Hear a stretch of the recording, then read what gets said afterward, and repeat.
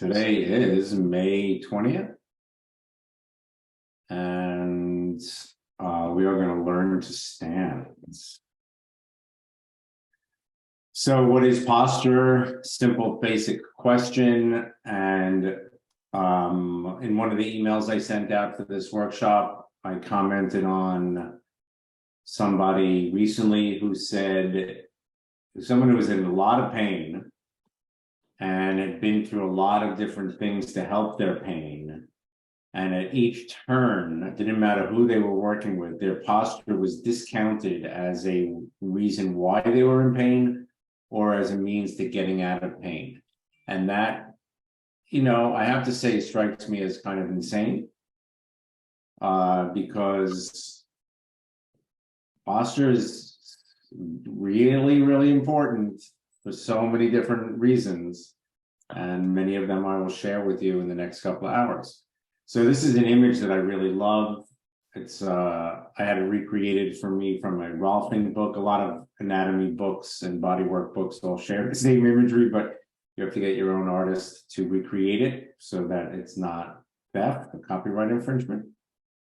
But basically, the image on the left is who most of us are in terms of alignment and just the way we hold our bones up in space. And we want to be this image on the right. I'll talk about gravity a little bit, but this is an image that is living in the flow of gravity. And that is what we were looking for over and over. So posture on a certain level is the balance of flexion and extension, right? The front of the body are and I'll talk about all of these things a little more, but don't hesitate to ask questions as we go along. The front of your body are the flexors, your abs, sit-ups or flexion, your hips, lift your leg up to walk, to exercise, that's flexion. There are flexors in the throat.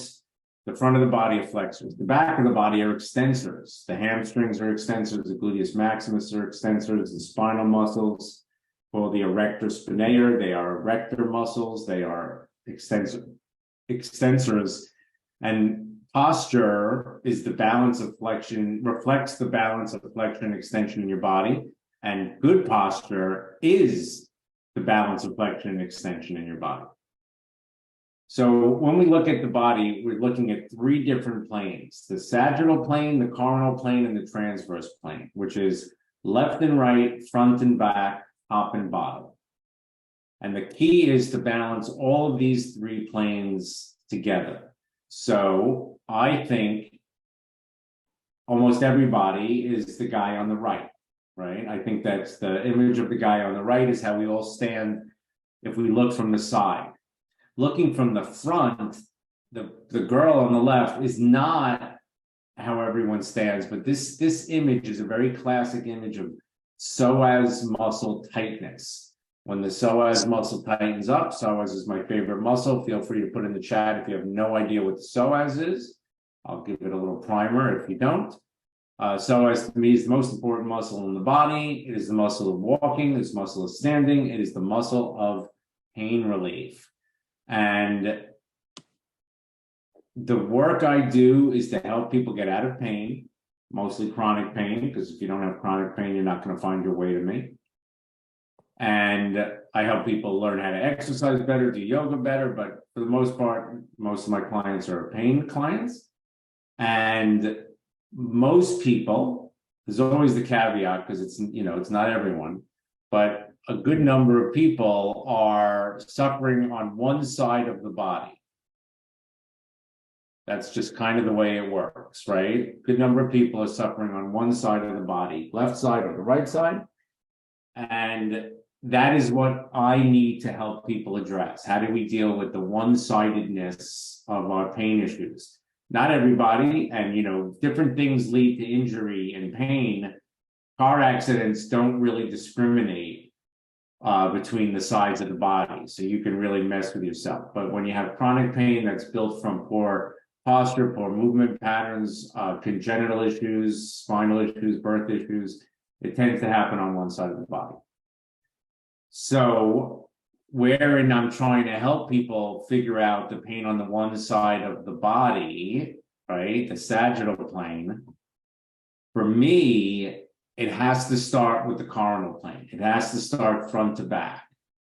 Now, if I can help people, that's what we're going to work on today, is mostly front to back. If I can help people arrange their body front to back, it takes care of the transverse, right? So, getting the upper body to move forward and the lower body to move backwards fixes the upper and lower body, as well as the front and the back. So that's a positive, and it makes life fairly easy. But I think it's really important to understand these three planes: left, right, front, back, top, and bottom. And we're trying that balance of flexion extension is a search for balance in these three planes of the body. All right, we are going to get right to it. And we're just going to stand up, and I'm not going to go through cues. I'm going to stop the share. I'm not going to go through posture cues yet. But we're going to stand up, and if you want to go on video, I am able to see you, and don't worry if you don't. You can feel all these things without having to have me look at you. But I want you to stand up wherever you are. And it could be helpful to do it in front of a mirror if you have a mirror handy.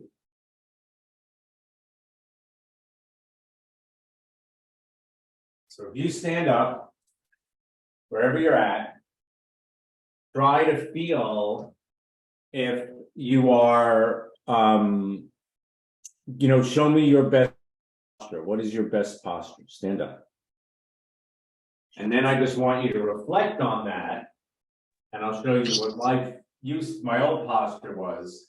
I think most people are leaning backwards and letting their thighs go forward like I showed you in that picture. And I just want you to feel that and see if that is what you feel is your posture. Simple stuff, right? How do you stand? And you can feel that in a lot of different ways. We'll come back to the cues I'm going to give you to change your posture, but you can feel, do you grip your butt? Do you feel that your thighs are forward? Do you feel that your lower back is a little crunched? Can you feel that you're leaning backwards? Now, all I want you to do now to change, again, later I'm going to give you more specific cues. I just want you to take your legs backwards in space. Don't lock your knees, right? Legs back, upper body forward. Legs back and upper body forward. Now, for me, posture has a lot to do with perception, and I'm going to get into that later as well. It's incredible how we perceive ourselves incorrectly. So see if you feel, if you're able to do that, thighs back, upper body forward. And I think even though I didn't tell you what to do or how to do it, this is better posture than go back to what I call old you. It's really new you and old you. Go back to this old you posture and see if in fact you can feel that your thighs lean forward and your upper body leans backwards. And then try to take your lower body back and your upper body forward. When I say it's about perception, it is likely that when I take you to this weird, just simple thing, and I don't even care if you're leaning forward, but you feel like you are leaning way more forward than you likely are. And it's a kind of crazy thing how often, if I'm working with a client and we'll look at photos, I'll take pictures of your posture and you send me videos of your walk. We look at photos and the person is pretty upright and they go, oh my God, I feel like I'm so far forward. And it's really important that we start to understand what this misperception is. So again, go to old you, what you think is good posture, and try to internally analyze if what I'm saying, now you might not agree with me, which is totally fine, but I think your thighs are forward and your upper body is back. And all I want you to do is take the thighs back and the upper body forward. Really simple. That's it. That is better posture, I promise you. And better posture will go a long way towards a lot of things. All right. Put in the chat if you have any questions about that. It couldn't be more simple. I just want you to basically lean forward a little bit without locking your knees. The benefits of changing your posture are extreme, and we'll go into those benefits. And when it comes to getting out of pain, it's essential.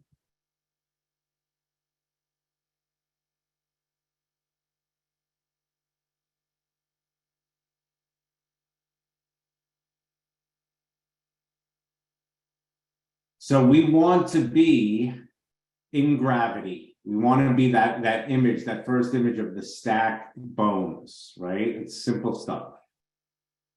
Here's how the body works.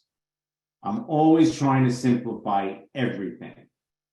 A client of mine, I work with people who work with multiple people. A client of mine sent me a video of somebody he works with talking about the knees and walking. And I watched this video a number of times and I just didn't get it. Like I didn't, and I know my stuff, right? I just didn't know what this person was talking about. You want, for me, I'm just trying to simplify everything as much as I can. So this is my very simple way to show you how your body works. Your bones hold you up. I'll go into that a little more. Your muscles move you. That is the main function of muscles, is to move the body. Your nerves tell the muscles to move your bones. That is it. That's how it works. The bones hold you up, the muscles move you, and the nerves tell your muscles to move your bones. Now, some muscles help the bones to hold you up. There are postural muscles. The muscle I mentioned is psoas, my favorite muscle. That muscle is on 24/7. It is working to hold you up. Your pelvic floor muscles, they're helping to stabilize the pelvis. They're, the muscles are going to the bathroom. They're on 24/7. Your piriformis muscle, it's on all the time. It's helping to hold you up. So there are caveats to all of these. But in general, the bones hold you up, muscles move you, and essentially, for this workshop, the nerves tell the muscles to move the bones. And one of the main reasons why we want to change/improve our posture is so we are giving our nerves the best possible chance to give the information to move the bones. That is so absolutely key to what I'm trying to get across, is your nerves are the source of your pain, right? Pain is almost always nerve related to one degree or another. And our posture determines the flow of the nerves in the body. So the bones hold you up. There are 206 bones in the body, give or take. There are people born with extra bones. There are people born missing a couple of bones. Over the course of life, bones calcify. So those 206 bones might end up being 200 bones because bones calcify together and become one bone. They do that in the middle of life sometimes, very, classically with the big toe. A lot of people have big toes that don't move. They calcify. The truth is, I think you can reopen that joint if it calcifies. Calcification is both normal and abnormal. We are designed to calcify over time. We're basically drying up from the minute we are born.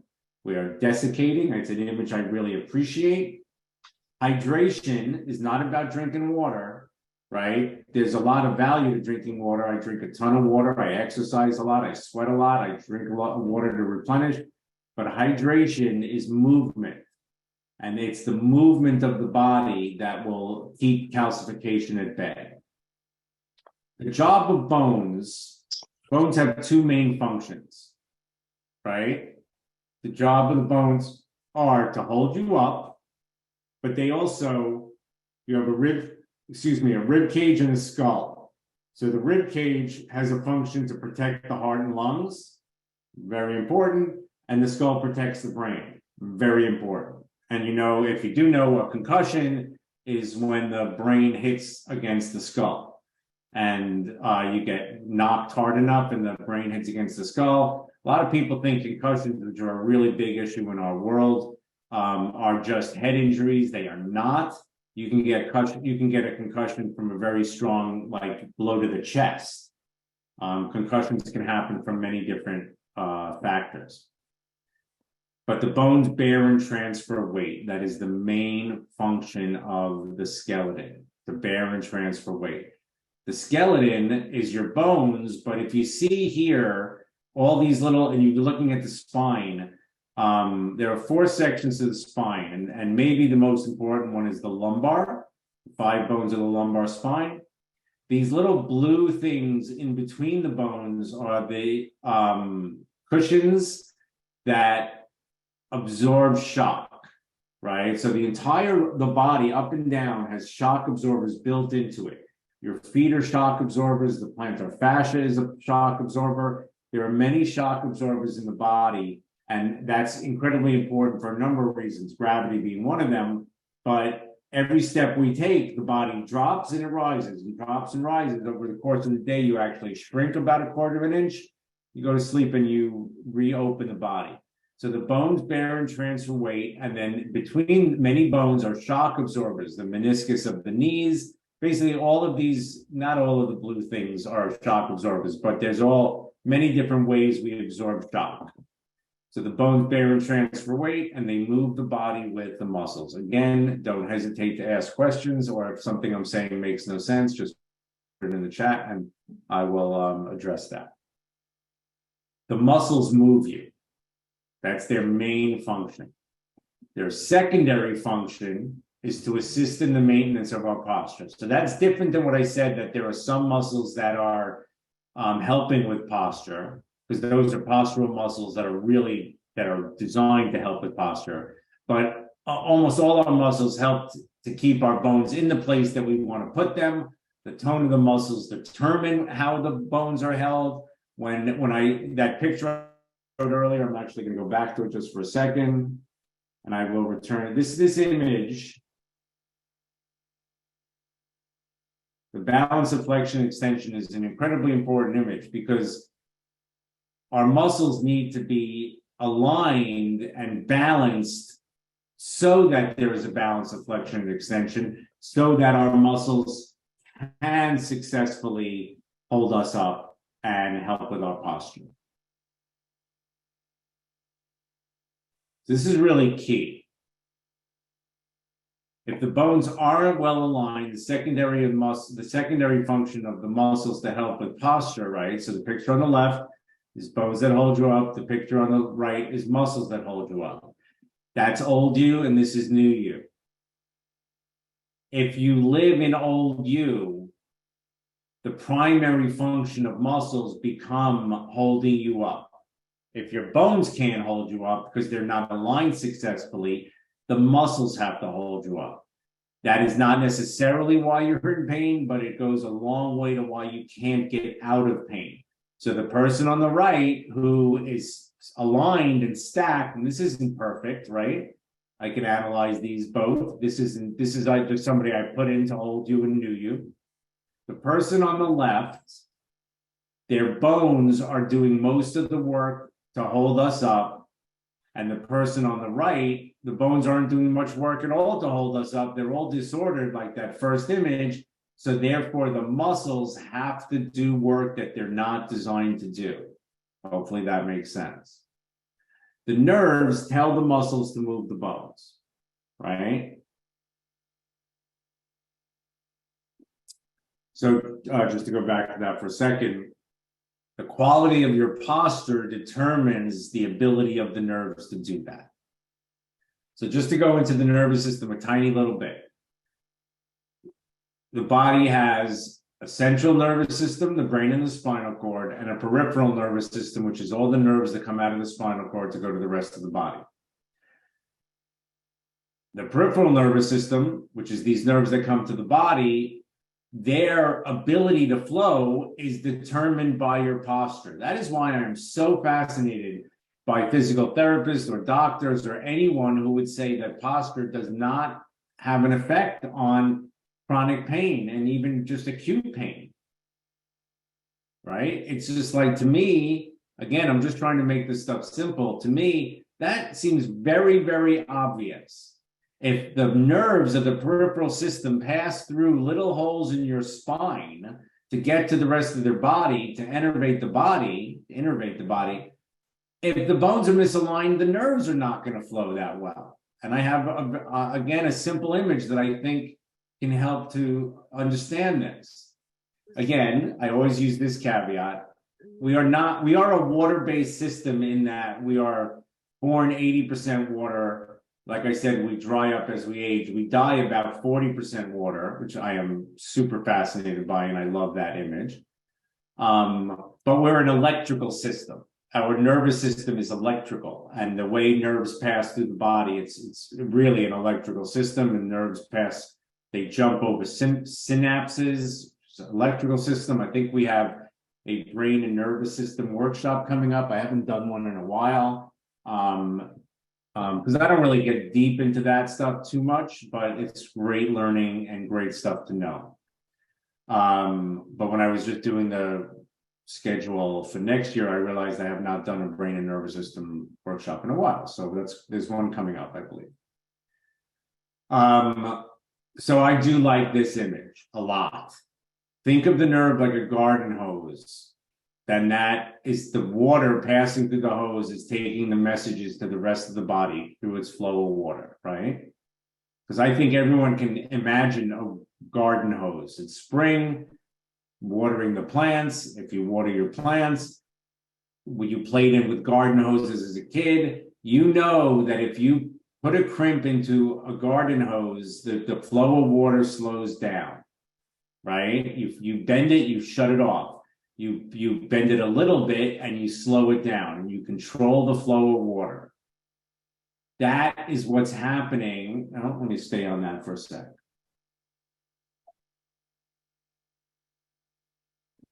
That is what's happening when you have poor posture. When your nerves can't flow through the spine and the spine from the spinal cord through the spine successfully, you are essentially crimping the nerve and decreasing its ability to flow, right? When you impinge a nerve, that's pain, right? If a bone pushes on a nerve, that's pain. And nerves can die. Nerves can stop working after years of compression. It is not easy. Like you can get nerve flow back, but if anyone here has had sciatica and there's a lot of different reasons. I'm fairly obsessed with sleep. When I sleep on my right side, everything is good. When I sleep on my left side, if I sleep on my left side for too long, my left hand goes numb. I sleep with my hand under my head on both sides, one hand between my legs, one hand under the head. And this stopped for a long time, but it's back lately. If I sleep on my left side, and it's better to sleep on your left side than your right, but I can't do it for as long as I would like to. When I sleep on my left side, my left hand goes numb and it wakes me up and I have to roll over. Why does it go numb? Because I am impinging the nerves of the brachial plexus that come from the neck past the collarbone to the hand.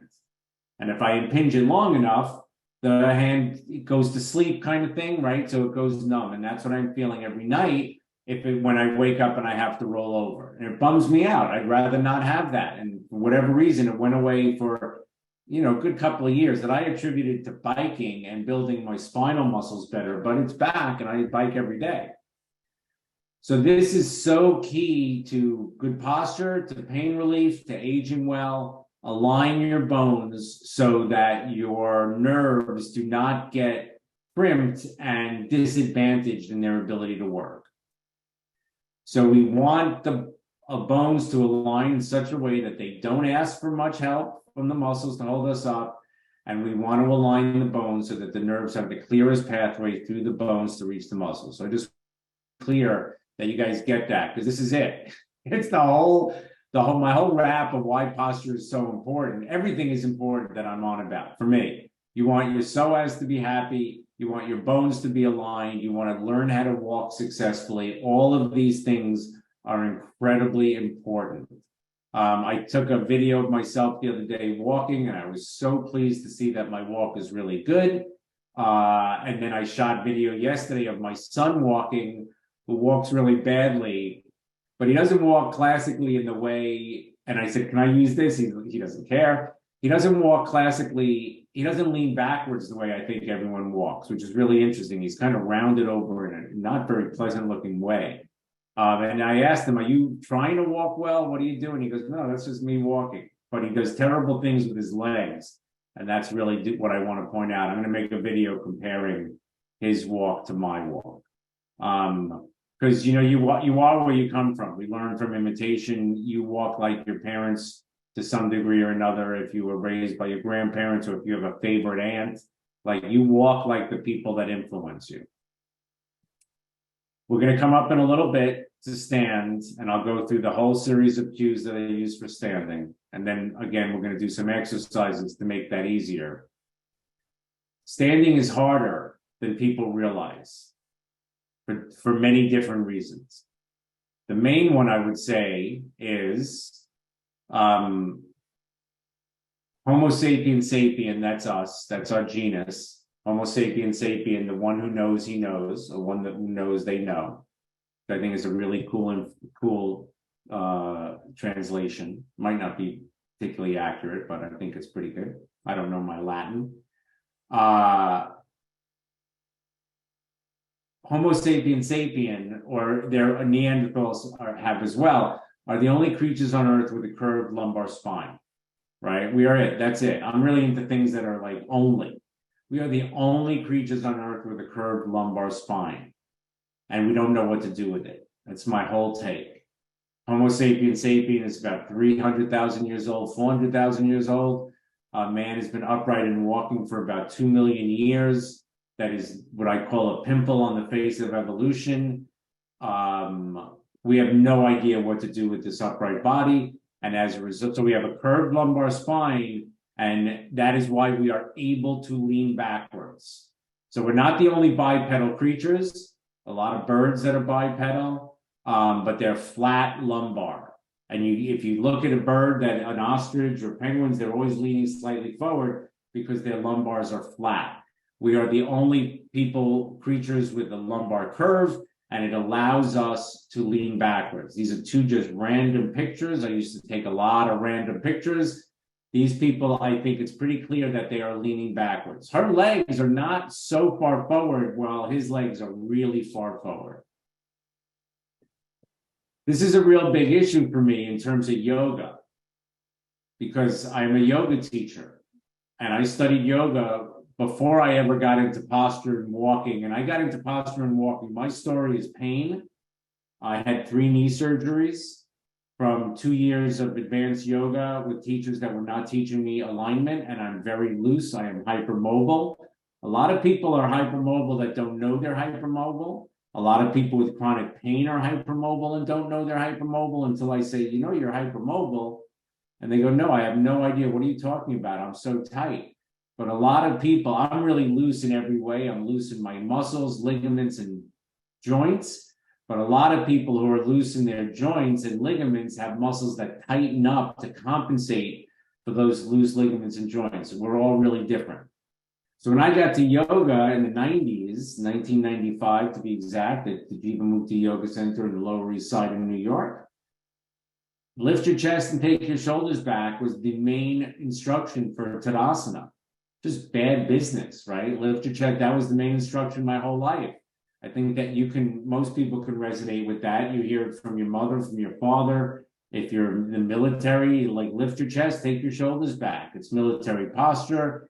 It is bad, right? So I always want to point out that when you go to yoga, for the most part, you're going to be told to make your posture worse. If I'm in a workshop and I bring someone up to the front and say, show me your posture. They show me their old you posture. And I say, now show me Tadasana in yoga. They make their posture worse. That's often what happens. It's a wild idea to me. It's kind of nuts. It took me a long time to figure that out. So unfortunately, most people do Tadasana the same way they stand. And most people, when I say, if you show me your bad posture, which is that leaning back, thighs forward, I say, make your posture better without saying anything about that. They lean backwards more. Again, it is perception. Everyone thinks they lean forward or round over, and you might be round shouldered, but you could be round shouldered and leaning backwards. That's a really key thing. All right, let's do some posture stuff. So first, let me know if anyone wants to have their posture analyzed who has not done it before on one of these workshops, because it's kind of cheating if you know my stuff already. Put it in the chat if you do, and if not, I will get up and put you guys through your paces.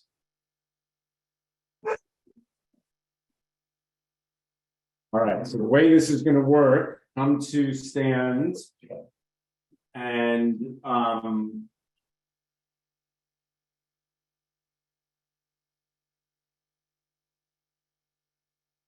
stand in what I call old you, right? And yeah,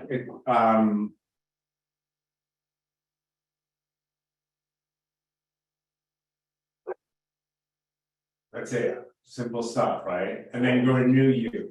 Thighs back, upper body forward. Just see how that goes. How does that feel? Is that possible? We're going to do a couple of exercises to make this easier, and then I will go through all of the cues.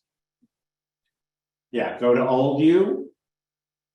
Nice, and go to new you. Oh, that's awesome, Lisa. So it's great. So now, simple stuff, right? This is as simple as it gets to help you change your posture. So in old you, stand in old you, and go to new you, and see if there's anything restricting you from going to new you. Maybe you do a lot of yoga, maybe you're loose, maybe you're exercise, but see if this idea, when I say take the thighs back and upper body forward, see if that's easy or not, right? And then we're just going to do 2 exercises to see if we can make it easier. So, doesn't get more simple than bow forward and hang over your legs. Now, I would like you, in other words, how do I know I'm hypermobile? I can bend over first thing in the morning and put my palms flat on the floor. That is not a good thing. You might think it's a good thing, but it is not. It's a sign of hypermobility. We want certain tensions in the body. So whatever you do in this forward bend, I want you to be able to put your hands on something. So if you have a yoga block or books or a chair, piece of furniture, you're going to bend over and have your hands on something. Maybe they come to the floor really easily, right? And just bow forward over your legs. We're going to stay here a minute or two, but it might not be easy for you to stay a minute or two. So you come up if you have to. Stop the stretch if you need to. So the first thing is bow forward, and what do you feel in this forward bend? When you're in the forward bend, what is stretching? For the most part, the thing people stretch is the hamstrings. They feel that immediately. It's a hamstring stretch. That's fine. Tell me about your calves, right? Are your calves stretching? Because I want you to find your calves stretching. That maybe not as much as your hamstring, but I really want you to find a calf stretch. Now, how do you do that? I don't want you to lock your knees. So maybe you have to lift your hips up a little higher. Maybe you have to move your hips forward a little bit. But I want you to see if you can get a stretch in both the hamstring and the calves. Right? That's the first phase. Then, once you feel the hamstring and calves, bring your awareness to your spine.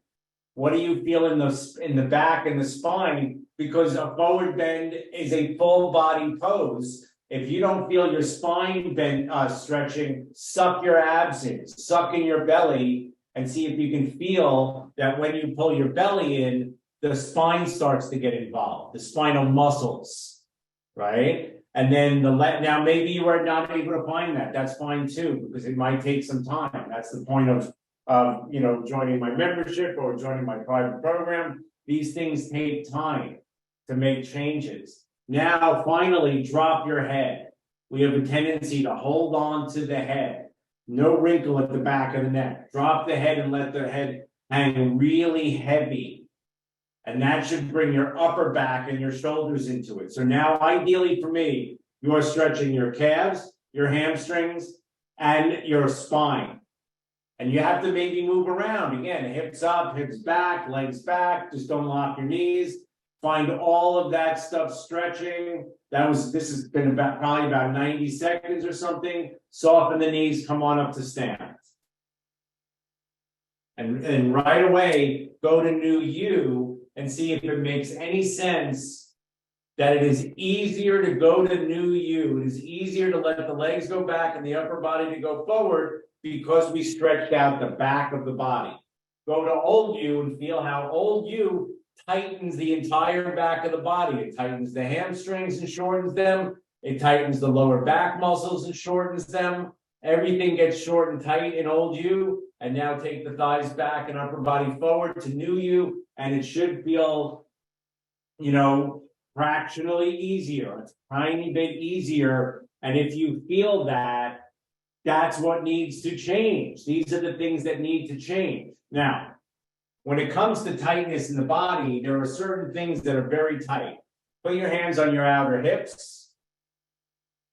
That is a muscle called the tendon. There's a bunch of muscles here, but one important one, fingers are pointing straight down. Like if you have a seam in your pants, put your fingers right on that seam so the fingers are perpendicular to the floor. That is the tensor fascia lata, right? Tensor fascia lata, which is the tensor of the outer fascia, and it's part of the IT band. And that is a very tight bit of connective tissue that is keeping us in old you.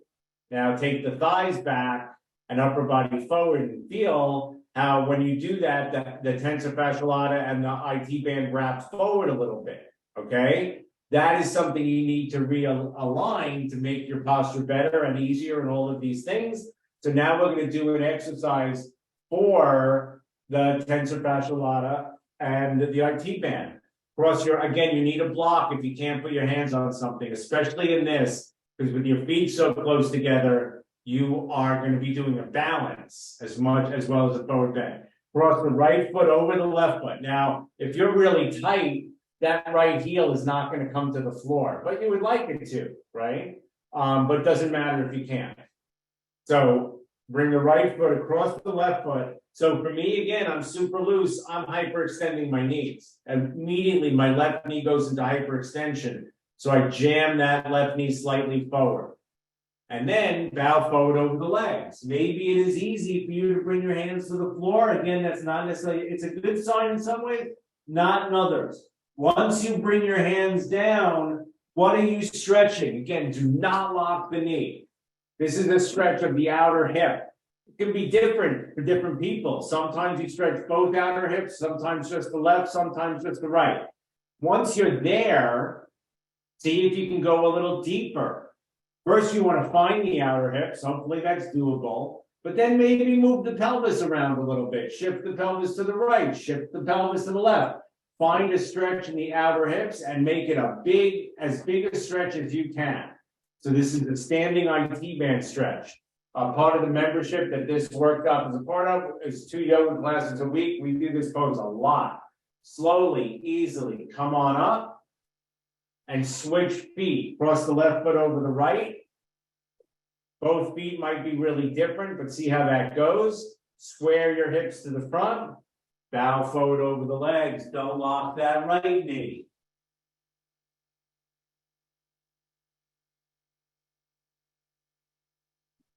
You might not feel this in the tensor fascia lata, which strikes me as you're very hypermobile. Everyone is different, right? That's just part and parcel of figuring this stuff out. We're all different. When you're loose, it's hard to access muscle sometimes. So now, find a deeper stretch if you can. Find the deepest stretch you can possibly find. Take your time, couple more breaths. And come on up. And then right away, go to new you. Because so first stretching out the back body, that's going to help you make getting to new you easier. But I think this opening of the outer hip and IT band should make it a lot easier to find your way to new you. The thing about stretching tight muscles is, 15 minutes from now, you're going to go back into these stretches and they'd be just as tight again. That is why this stuff takes a long time, and you got to do it with repetition. And you got to do, I forget the quote that I had yesterday in the call. To make big change, it's like you need to do an average thing for an above average length of time, something to that effect. I should have written it down. Feel that new you go back to old you. Are you starting to see, oh, I actually lean backwards? I have to convince people of that, right? Oh, wow, I actually lean backwards, go to new you and feel if that resonates, that there's a way to be different, all right? Awesome. Take a break for a second or so, walk around your space if you want. Then we're gonna come back to a bunch of cues for standing, that are absolutely essential to trying to figure this out. The thing about these cues, I'm going to do 3 or 4 of them or 5 of them. they all take you to the same exact place. If one of them resonates with you, it's all you need. All right, so come to stand at old you.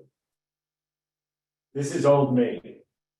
No joke. Thighs forward, upper body way back. It's like a real classic thing of hypermobility. And the way I used to walk is just awful. Actually, I should have done that in the video I shot. I should have shot some. I'm going to do that later. So now in old you, first things first, feel your butt, gluteus maximus. What's going on in gluteus maximus? Because I think in old you, gluteus maximus is active, turned on, and overworking. While the psoas should be on 24/7, gluteus maximus does not need to be. So I want you to go to this new you, soften the backs of the knees, take the thighs back, and relax your butt, right? Feel that your butt can relax, can shut off, and stop working. Everything is compare and contrast. Go back to old you. See if in old you, you feel how all your butt turns back on. We are a tight-ass people and need to let go. Done, right? We need to relax your butt. That is so important on so many levels because it's an emotional thing, right? Go back to old you to feel that tight butt, and then go to new you and see how if you take your thighs back, you can let your butt relax. You're not doing anything to make it relax. You're aligning your bones so that your gluteus maximus doesn't have to hold you up. All right, hopefully that makes sense. Here's the next one. Go back to old you. And I think this is really interesting and clear, and it's one of my favorite phrases. In old you, your butt is hanging down on your thigh. It's hanging down on the hamstring. It's just sitting on it, right? It's like wrinkling onto it. And now I want you to take your thighs back and give your butt a room of its own. Take the thighs back and let the big bubble of a butt lift up. Big bubble of a butt lift up and give your butt its own space. The big bubble of gluteus maximus, like the lumbar curve, is unique to humans. If you have dogs and cats, they don't have a big bubble of a butt, right? They have flanks. Gorillas and apes, they have gluteus maximus, but they're weak. They barely exist. Back to old you and feel your butt sit down on the hamstring. Misery. Back to new you and give your butt a room of its own. It's really interesting because a lot of people are aesthetically obsessed with their butt, and yet they live in new you, which doesn't do a service to your gluteus maximus. So give your butt a room of its own, and you should feel that your butt is relaxed. It's the same thing as relaxing your butt. All of these things take you to the same place. Back to old you. Let me give you another one. I'll give you two more pelvic ones. One of them is really subtle. I don't know if you can see the seam of my pants in the camera, but go to old you, and if not everyone's wearing pants with a seam, but if you are, take a look at the seam of your pants. And yeah, like Julie, you can't wear better pants than that. The seam of the pants angles, right? In old you, the seam of the pants is on an angle. Take your thighs back, so relax your butt, give your butt a room of its own, and watch the seam of the pants become perpendicular to the floor. And that is the design of your pants. That is how pants are designed, right? Go back to old you, and you can feel that seam disappears. It gets all wrinkly and angled. Go to new you, relax your butt, give your butt a room of its own, and the seam of the pants lines up perpendicular to the floor. That is an image that you can use if you're looking in a mirror, if you're standing, if you're walking, like waiting for a bus. The seam of the pants is perpendicular to the floor. All right, relax out of that. Take a walk around it if you want to get out of that, and we'll come back to it. This one is very subtle. This next pelvic image, then we're going to go to the upper body. This pelvic image is very subtle. If you know yoga, advanced yoga, we work with something called the bandhas, Mula Bandha, Uddiyana Bandha, which are the locks.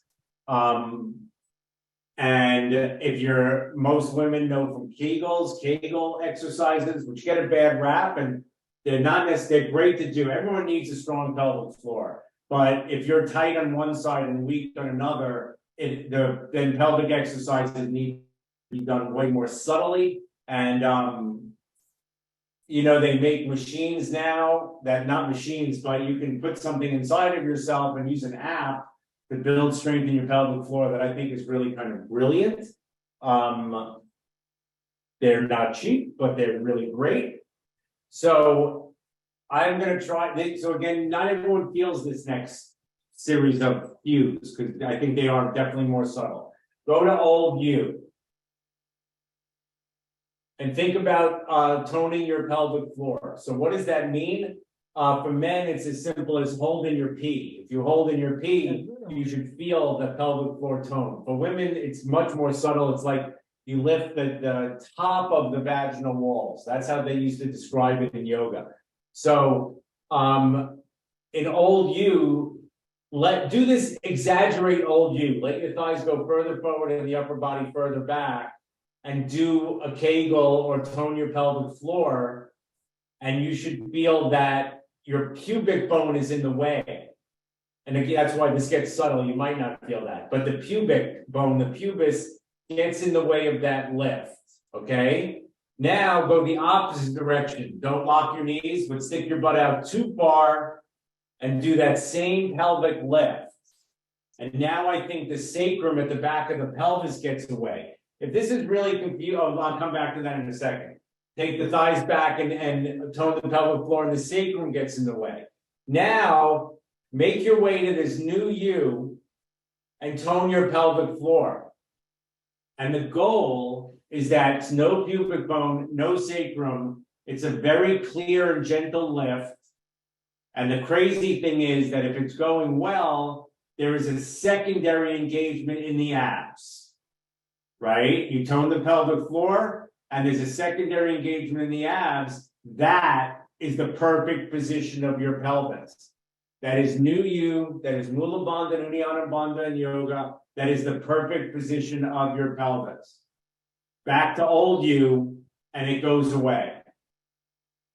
So, you know, I think saying relax my butt is a lot easier than finding the bandhas, right? So it's all relative which one of these cues you work with. But the idea is if you do yoga, every single pose in yoga should be able to employ those two locks, which means if you're doing yoga or any kind of exercise in old you, you're not serving yourself. So let's stick with this for just a little bit before I go to the upper body. Go to old you or even new you, because this is what gets into muscle confusion. Every muscle has a purpose. The brain tells the brain tells the muscles to move bones, but the brain doesn't tell a muscle to move bones. It recruits muscles. And the way the body works is some muscles are stronger than others, right? Gluteus maximus, we're tight-ass people. Gluteus maximus is way too strong or tight or grip for most people's body. It's not always too strong, but it's very often too like overused. So now, I don't care old you or new you, try to do a pelvic lift and see if your butt does the action. Because a lot of people can't get access to the pelvic floor because gluteus maximus does the work. Gluteus maximus moves down, the pelvic floor moves up. The pelvic floor muscles are the levator ani, the elevator of the anus. That is the point of these muscles. They are elevator muscles. Gluteus maximus is an extensor muscle that goes down along with the hamstring. It's the muscle that pulled us up to stand, right? It helps to rotate the pelvis to the top. So do this gentle lift and see if your gluteus maximus gets in the way. If it does, try to shut it off and access only the pelvic floor.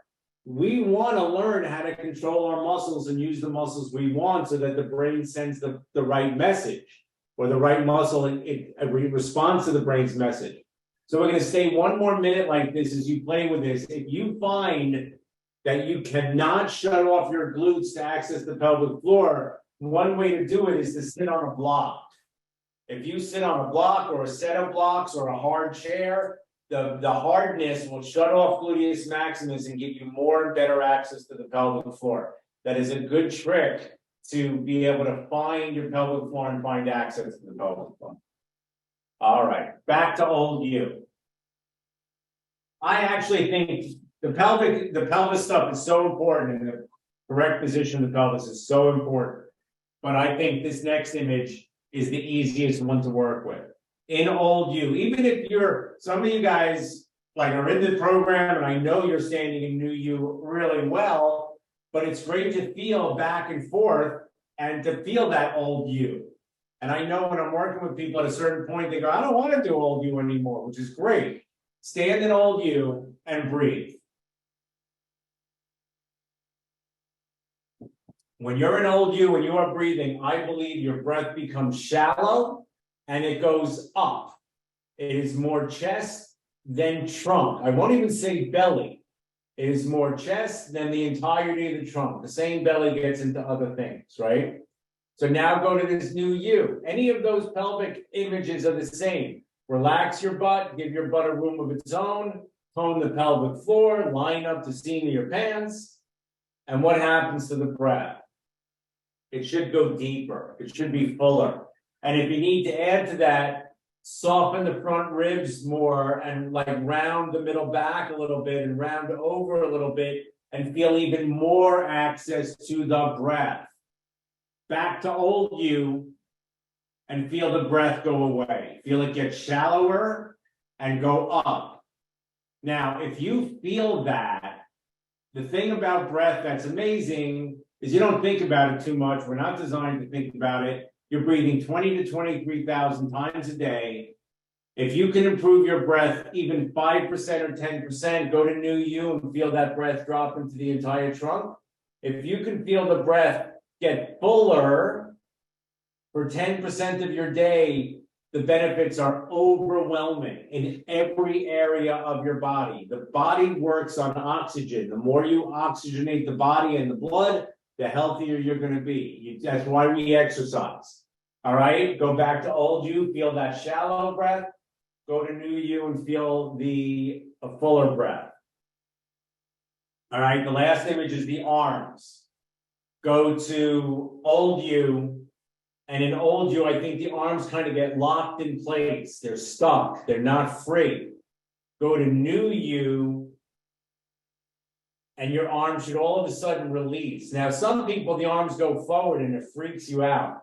I don't even care if that happens. Enjoy it for the moment, right? But thighs back, butt at room of its own, kegels, any of these things, full of breath, and feel that the arms are free swinging. That is good posture. Back to old you, and the arms get locked in place. Back to new you and feel those free swinging arms. You need free swinging arms for anything you do. And if you want your shoulders to age well and get through life, you need free swinging arms. So an image I use here is a sports image. Most everyone has played some sort of sport. It's shocking to me when I meet some people that have not. It's all good. It is, it's hockey and basketball playoffs. I love both, but it's baseball season. And the Mets, I'm a New Yorker who now lives in Cleveland, and the Mets have had a terrible start to the season. But in the last few days, they've had incredible games. They were losing 5-0 last night and ended up winning 10-9 in the 10th inning. Super exciting, right? Great business. Let's say you played baseball in your life. I want you to show me what it means to hit a baseball, right? Like take that stand. Let's say you played golf, set up over a golf ball. Let's say you played tennis, set up to receive a serve. Let's say you played basketball. What do you do if you're setting up on defense? Let's say you have played soccer. What do you do if you're on defense? And if you play hockey, what do you do when you skate? You go to new you.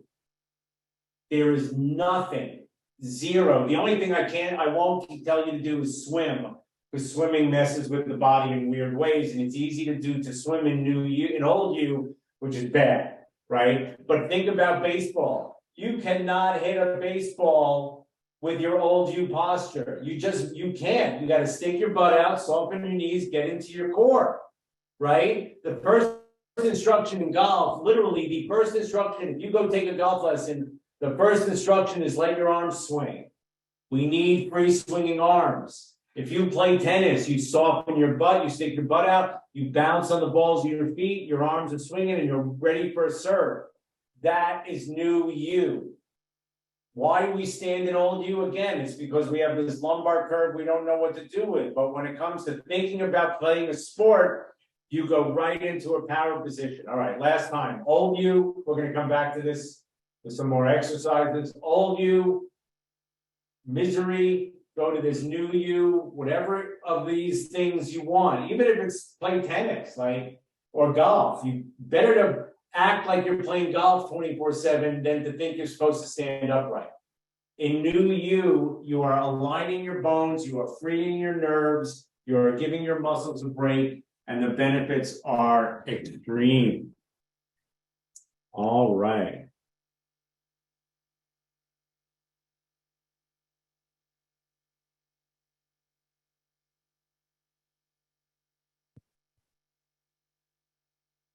Come on back to sit, and we will return to the slideshow.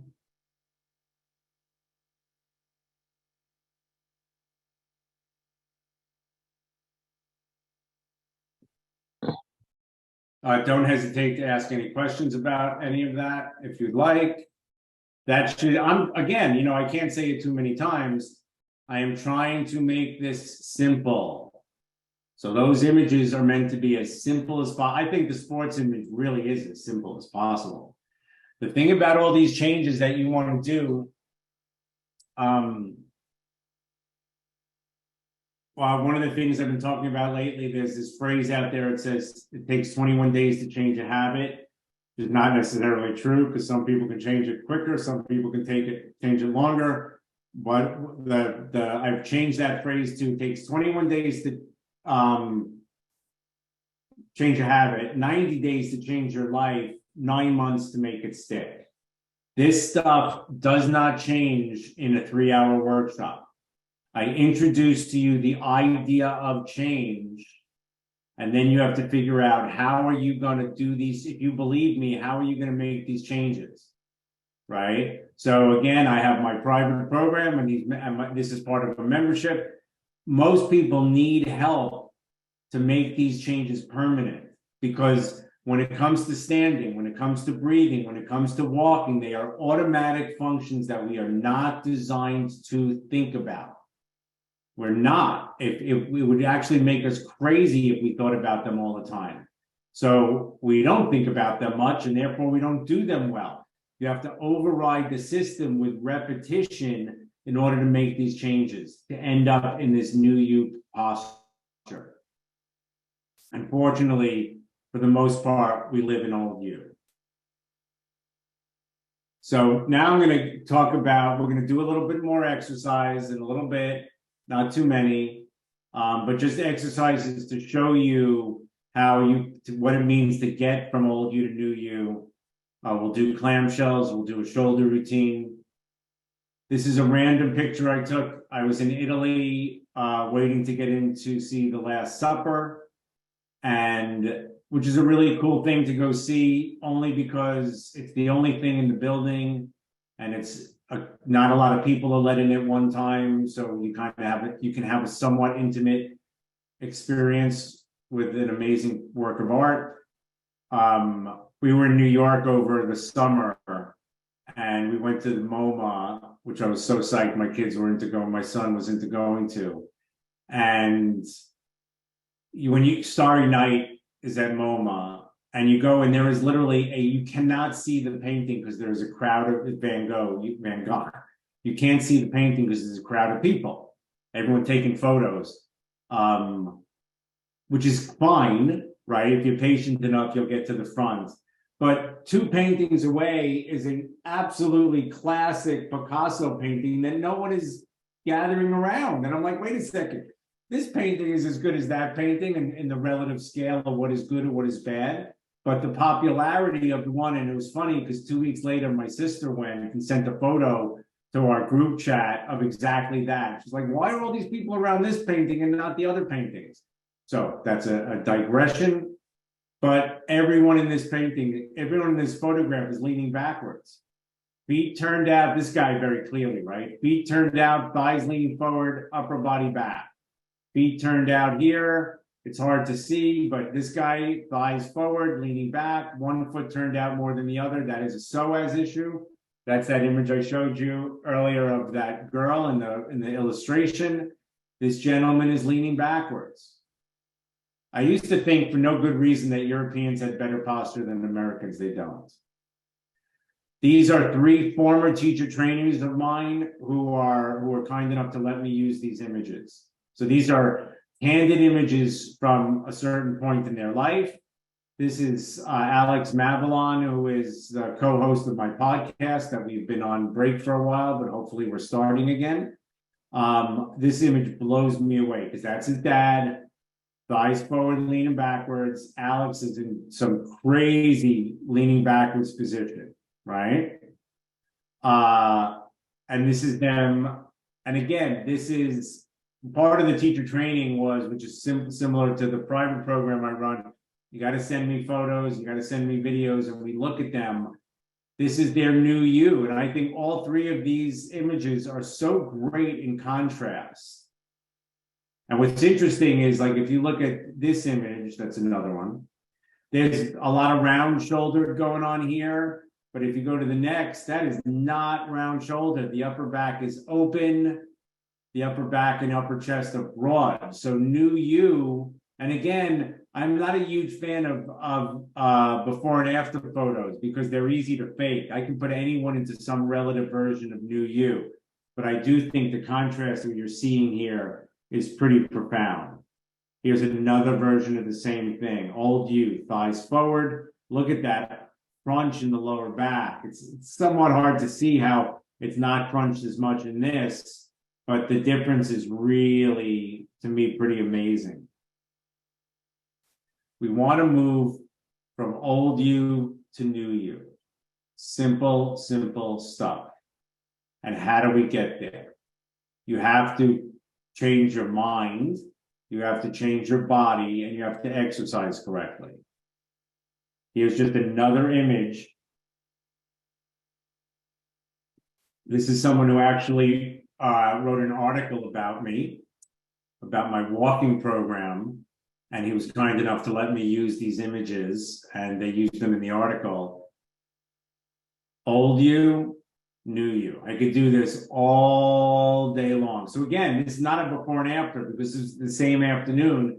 And you can see how far forward his head goes. And that's an issue. I am super loose. So when my head goes forward, I can fix it.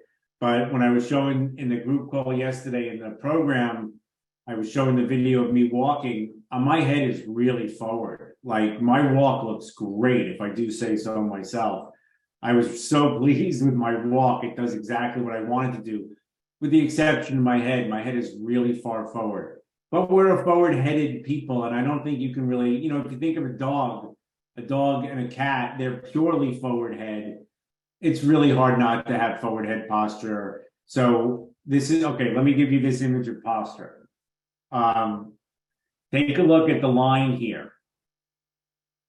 Let me put a new line. I'm going to draw a new line.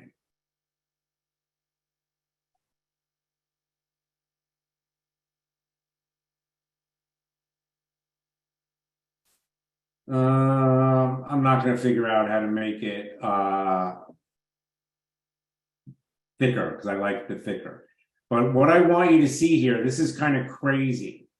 And hopefully you see this and tell me if it doesn't make sense. His ear is lined up with his ankle. Everything else in between is a mess. But his ear is lined up with his ankle. Now, when I fixed him, his head went way, way forward. So what I want you to get, this took me a long time to realize. We want our head to feel right. So in old you, we often have our head oriented that it feels normal or right, and the brain feels correct. And what I'm saying is, in old you, you are sacrificing everything below the head to accommodate the head, right? You are sacrificing the rest of the body to accommodate the head. And the accommodation I mean is the ear is lined up with the ankle bone. So it gives you this illusion of I am aligned and the head feels right. So when I put this person straight and the head goes way forward, it doesn't feel right. And it's why most people I'm going to get into perception in a minute. It's why most people feel really off when I put them into new you. Now, the truth is, you can see this guy's upper back is pretty darn tight, what's called a kyphosis. He is not going to be able to, in this moment, fix his head too much. I didn't ask him to. I just say, let your head be. My looseness, and I have a kyphosis too, but I still am very loose, so I can go to new you. I will go to new you. All right, so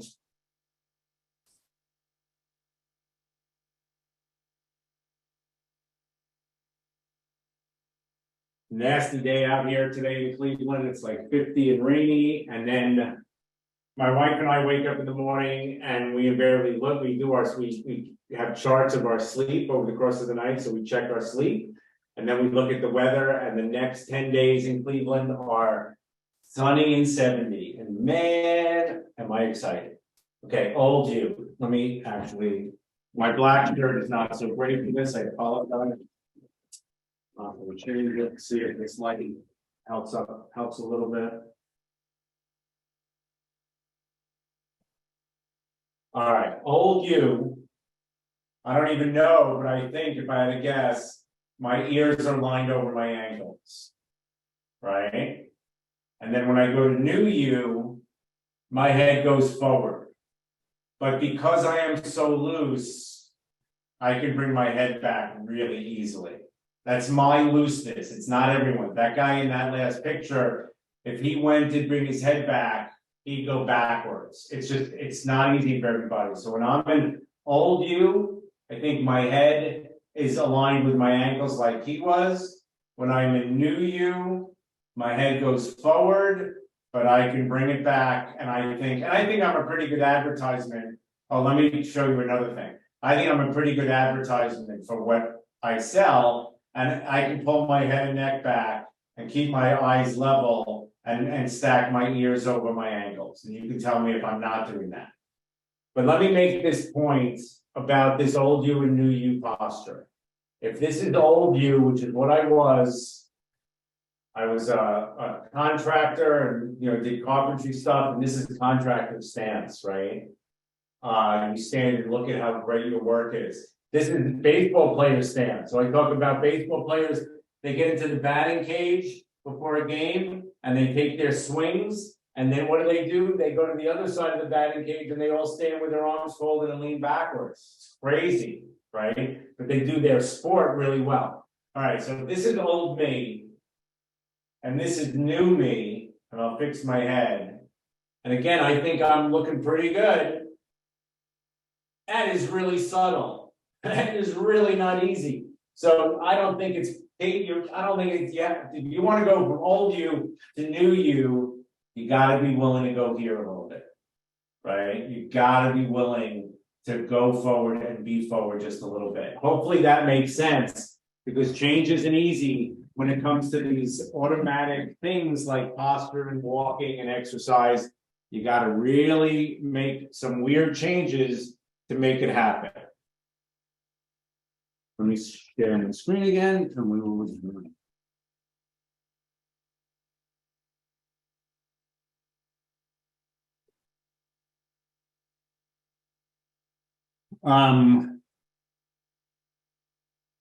For sleeping, I use this thing called Sleep Cycle, free app. So Mary asks, any tips on how to get or keep new you posture while standing and working at a sink or a counter? The simplest tip, especially if it's at a sink or a counter because you're not moving around much, the simplest tip is to keep a block between your thighs, right? Posture is dynamic.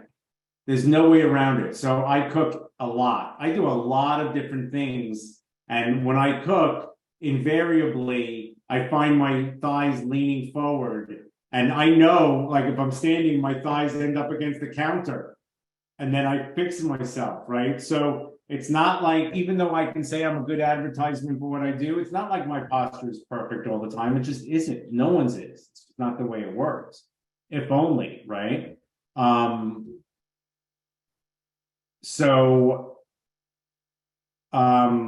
Sorry.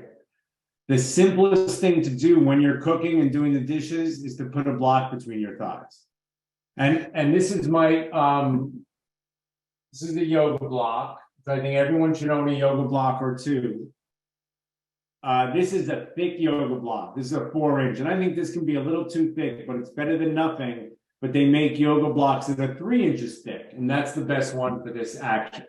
But another option is to wear a TheraBand, one of those elastic bands. You put that around your thighs or around your calves. I've worked with a number of chefs over the years, and it's almost a standard thing. I try to get them to wear a TheraBand around their calves, because the way chefs move is they often just do terrible things as they move so much over the course of a shift.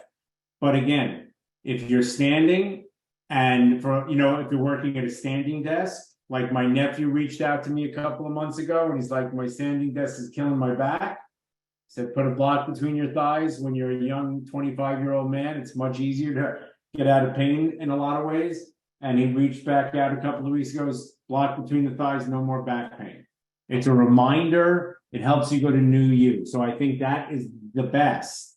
And it can be really, really helpful.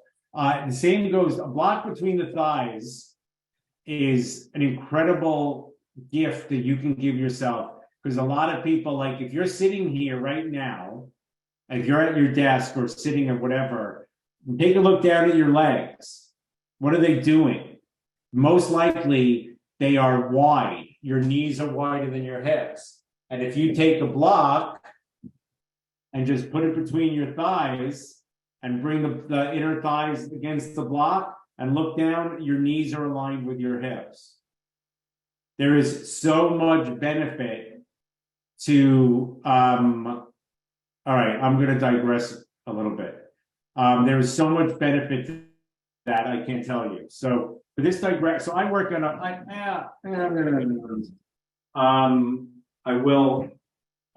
like to do this next act. This is a sitting thing. Yeah, we have a sitting workshop coming up at some point, but this is a posture, sitting posture. So the way this will work, I do tend to like to do this without a wheeled chair when I'm showing this to people. But again, if you do work on a wheeled chair, then that's what you're going to do during the course of the day, right? So this is me. That's how I sit. This is not good, right? It's not good for my hip flexors. But you can see how my alignment is pretty good. I'm able to keep my feet, my right foot turns out and it'll turn out like that, right? I can line up, but my knees are below my hips, so that's good sitting. It's all good, right? Okay. So that's how I sit. And I do this all day long. I am at my desk a lot. I'm very active doing other things, but I'm at my desk a lot. So what I want you to do, if you're with me and you want to try this, sit wherever you're sitting. So everyone should be able to have their feet on something when they sit. It's really, I do plenty of crossing my ankle over my knee. Again, not to digress too much, but if you're sitting, can you do that without your hands, right? Look, mom, no hands. Can you bring your ankle over your knee? We really want to be able to do that. Don't worry if you can't. But like, I hang out with people, we go out for beers, and I can see that a lot of you're at the bar or you're having a beer or you're having lunch, and someone goes to cross their arm and they do this. I know I don't ever say anything, but I am obsessive and I can't help but notice that is a sign of weak glutes, and we're going to do a glute exercise. That's a sign of that's not a good thing if you have to do that to help your foot up, but a lot of people have to do that. Okay, so this is me. Not a great thing. So just see, how is your sitting posture, okay? Now we're going to go from here and you're going to stand up and try to feel. So I know I'm pretty balanced. When I stand up, my feet don't change too much. But a lot of people's feet collapse in. A lot of people's feet turn out. When you stand up, how does that go? And again, same thing. Can you, when you're getting older, you put your hands on your thighs to stand up because putting your hands on your thighs activates the hamstrings. It's a little trick, again, unconscious, but it does it, right? So can you stand up with no hands? So take a block and put a block between your thighs. Now, if you work at a desk a lot, I really highly recommend having a block handy or a book or whatever to work with a block between your thighs. Look how much better my legs are. But you can see some of this stuff gets really subtle. If you look at my 2 feet, right, even though I can make my right foot parallel, if you can you see how much higher my right arch is compared to my left? My left foot is grounded. My right foot is rolling up and out. That is the tight psoas issue, et cetera, et cetera. So now, block between the thighs and stand up. And is that easy? Or is it not easy? Sit back down. Is that easy or is it not easy? Stand up. Sit back down. Right? So this is an exercise. And the thing about this exercise, the story I tell for this exercise, because I think this is a great exercise, and I try to get a lot of people to have a block nearby and use it at work and use it when you're at your desk. This is my work in my home. I had a client who was 85, and 85 is still plenty of time to change relatively, but not so much. So I literally was like to myself, not to them, what am I going to do with this person? Like, how am I going to help this person? And this person had some of the most collapsed feet and ankles I'd ever seen. Her feet were flat and her ankles were completely collapsed. And it was like when she came up to stand, it was as almost like her inner ankle bones touched the floor to get her up. It was an unbelievable thing to see. So I said, put a 2 blocks, because you could also use 2 blocks. It's not as convenient. Block between the feet, block between the thighs. So take a second if you want to do that now. Put a block between your inner thighs and a block between your feet and see how that feels. So when I asked this person to do that, I know it's not posture, but it's all the same. And it is posture, it's sitting posture, which is actually really important. I couldn't make a distinction, right? I could say it's a standing posture workout.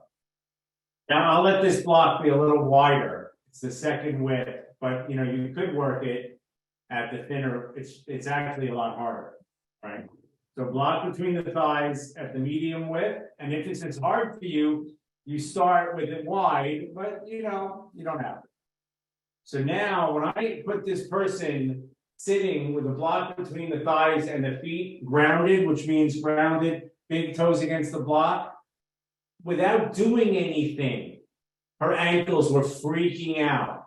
Because if your feet are flat and your ankles are collapsed in, you don't use any of these muscles. So just by sitting, everything was going crazy. The outer calves, the ankles, the feet muscles. And then over time, because I had her doing this for 15 minutes a day, over time, the muscles will start to get involved. And this is not an exercise like I'm going to do push-ups, but it's a passive exercise that can be really powerful if you have foot issues and things like that, right? So this is a great exercise. So let's say you're not someone who works at a desk. Let's say you're someone who's retired or whatever. I highly recommend doing this for 15 minutes a day, block between the thighs, block between the feet, 15 minutes a day. Read a book. You could do it while watching TV, whatever you want, but 15 minutes a day. And at the end of that 15 minutes, stand up and sit down 10 times with keeping the block between the thighs and the feet against the block. And you will start to train many, many things about your body in a really good way. So, Mary, thank you for that question and the digression. And I hope that wasn't too much of a digression, but I think that's a really great exercise and a great thing And sometimes I've given you some, I probably told this to some of the people in this workshop and you forget about it because, it's hard to do things over and over again. But that is a great tip / tool / trick. Again, do not hesitate to ask questions, especially if you're getting bored and you would like me to and get me off topic.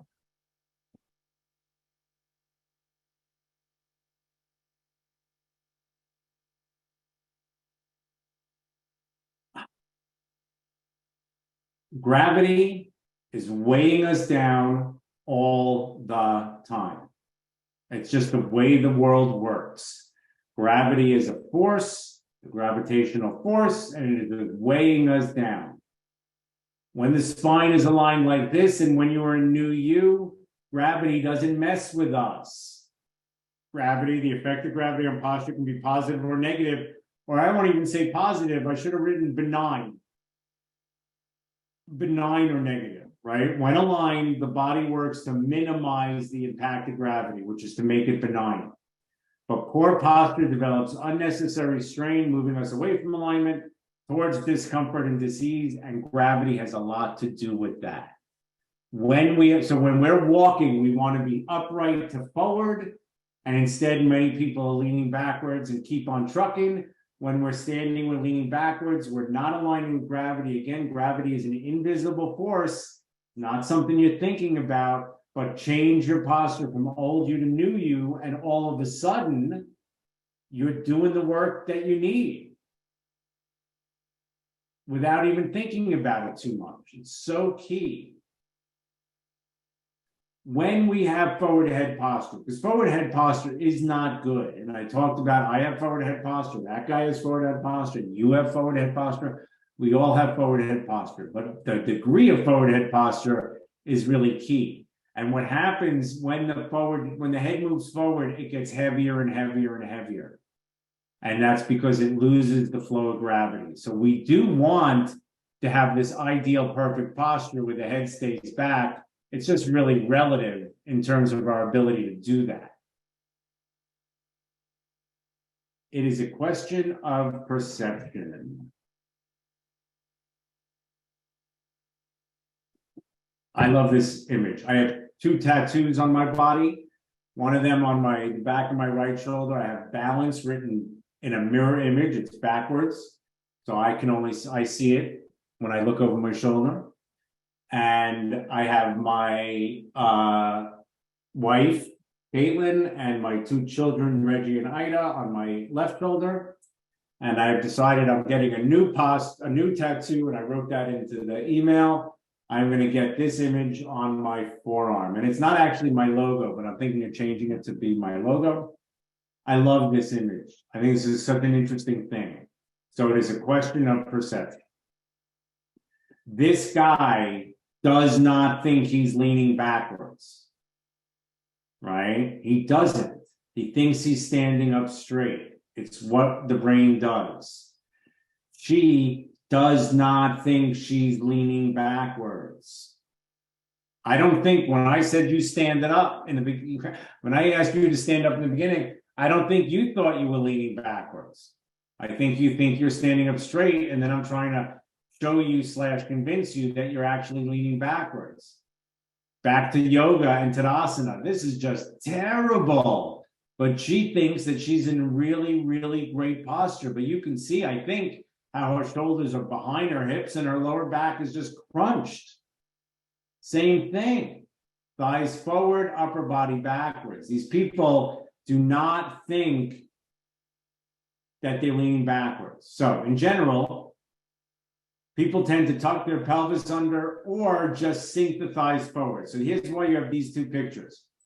This is thighs leaning forward, pelvis tucked. This is thighs leaning forward, pelvis pretty neutral, right? So we don't want our thighs to be forward. That's why I say just stick your butt out. It's just the main thing. Even though I said relax your butt and kegels and give your butt a room of its own, just stick your butt out a little bit. Take your thighs back, stick your butt out. this is who you are today, leaning backwards. But here's where it gets so interesting. When I put you in this position straight, you think you're here, right? When I make you straight, you think you're leaning way forward. So you're leaning backwards. I make you straight, you think you're leaning forward. You got to change the perception. You got to change the brain. It's wild.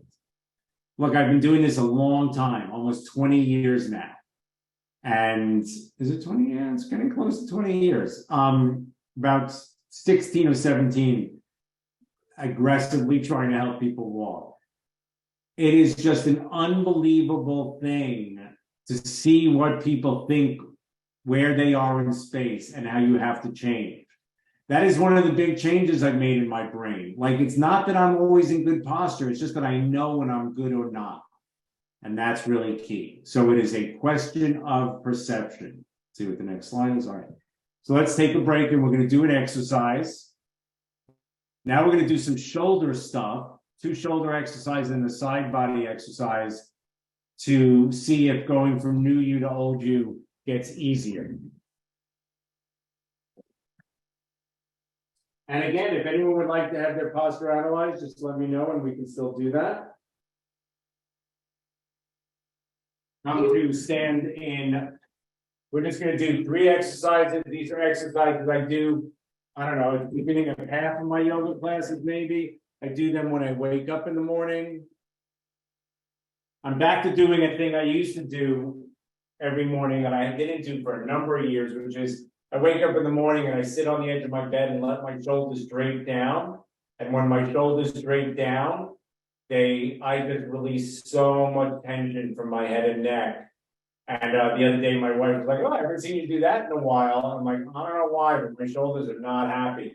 And I think it's I've been doing a lot of yard work, and yard work is really hard. All right. So just stand up. 3 upper body exercises. So go to old you, feel the glory of old you or the misery of old you. Go to new you, see if that's easy. And then we're going to do the shoulder things are not as easy to feel the difference they make, but I call this my morning routine, the AM routine. This is a great series to do every single morning when you wake up. Bring the left arm up, turn the left hand back, drop the left hand down the back. Bring the right arm out to the side. Now, if you know your shoulders are tight, actually bring your right arm forward a little bit. If your shoulders aren't tight, it doesn't matter. But if the shoulders are tight, you bring the right arm forward, swing that right arm back and around, and you were searching for your fingers. If you cannot find your fingers, you don't need anything. You don't just have your fingers not touched, but you can also use a belt to hold on to get there a little bit. So, and the key to this exercise is to feel the difference in the 2 sides. If you see, when I get there, I kind of go into old you, and I lift the ribs, and then I want you to try to breathe the front ribs down and the back ribs open. Try to breathe the rib cage into that right wrist. Then get the left elbow, if you can, to point straight up. Not off to the side, not behind the head, which is if you're loose, straight up. So the upper arm is right in line with the side of the trunk. This is a tricep stretch, right? The opposite of the bicep, a tricep stretch. And just feel that. And release. First thing to notice is you got to move your shoulders around when you release. Right arm up, turn the right palm to face back, drop the right hand down the back, left arm out to the side, spin it back and around, interlace the fingers. And now what I want you to feel is for some people, you can interlace one side and not the other. That's when things are when you want to be balanced even in your tightness, right? So if your fingers are 3 inches apart on both sides, that's better to me than being able to take the hands on one side and not the other. Breathe the ribs into that left wrist. I'm staying here a bit. You don't have to stay here. If this is enough, you just stop. Tricep stretch, the muscle behind the bicep at the back of the arm. And release. There's nothing wrong with having to move your shoulders. If you do, it just means you're kind of tight, and over time, you're gonna hopefully not have to do that. So that is a tricep stretch. Now we're gonna do a deltoid stretch. Arms out to the sides.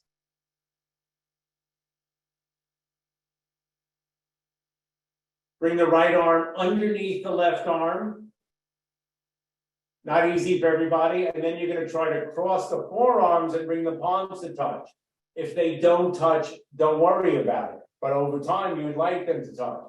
And then if you see me sideways, the goal of this is to separate the arms from the rib cage, right? Arms from the rib cage. So you might have to feel like you can pull the rib cage down and the elbows up. If you're loose, they separate pretty easily. Then bring the thumbs to the forehead, and that makes this pose easier. And then keeping the upper arm up, the upper arm wants to be parallel to the floor. Take the arms forward, fingers away from you, and that should make the stretch more intense. This is an upper shoulder stretch, deltoids. Release the arms. Arms out to the sides. And you want to be able to get your arms over the shoulders. That's what I take for granted is not easy for everybody. Bring the left arm underneath the right arm. Wrap the forearms, bring the palms to touch.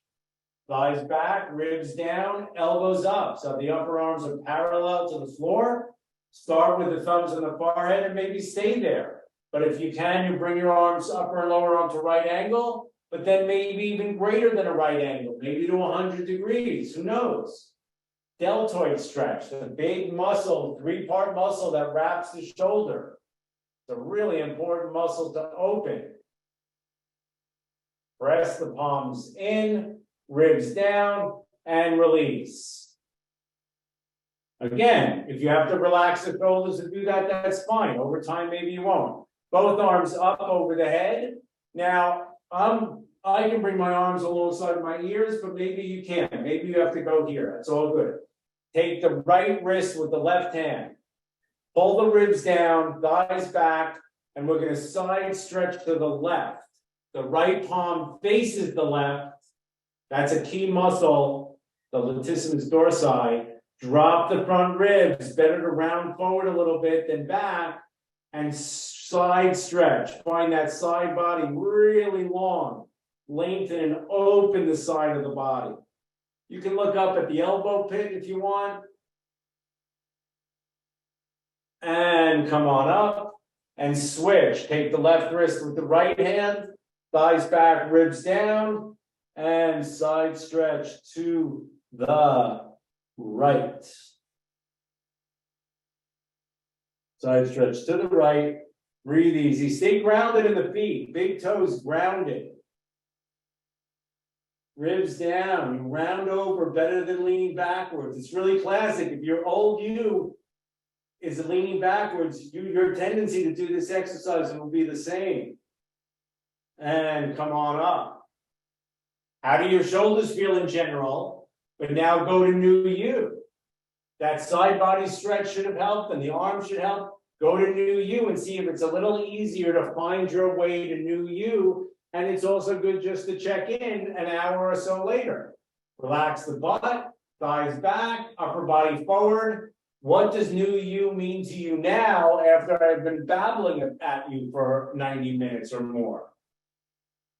Arms hang. Is it easier for them to hang? Are they freer from those three exercises? That's a really key thing to think about and notice. So that is the AM routine. I do that at some point every single morning. I am doing these stretches, right? I do yoga pretty much every day in a concentrated way, but not every day. I don't do an hour every day. My big thing is biking. I do believe everyone needs an exercise routine that you do every day or some sort of thing, whether it's like, even if it's not exercise and meditation. So I bike, probably 300 days of the year because weather gets in the way. But those three shoulder stretches are absolutely a great way to start your day, to get your day going. Hopefully that made sense. And really what you want to feel is it easier to go to new you after doing those stretches? And if it is, you start to realize, oh, there is this idea I got to change my posture, but I also have to change my musculature to change my posture.